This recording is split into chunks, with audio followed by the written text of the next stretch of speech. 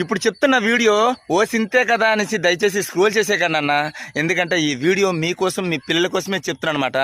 అదేంటినంటే చాలా మంది పిల్లలు తీపి పదార్థాలు ఎక్కువ తినేసి కడుపులో నులి పురుగులు ఉండడం వల్ల తినడం మానేస్తారు. అప్పుడు మీరేం చేస్తారంటే, ఇదేంటి తెలుసు కదా, వేపాకు.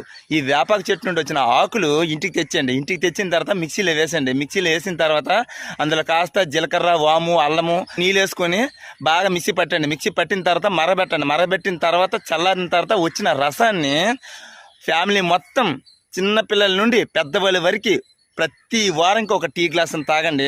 మీ అంతటి ఆరోగ్యవంతులు ఇంకొకరు లేరు.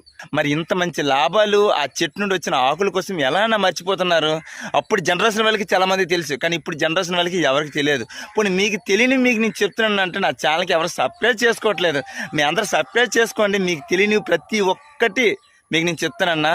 ఓకేనన్నా, ఉంటానన్నా. జై హింద్.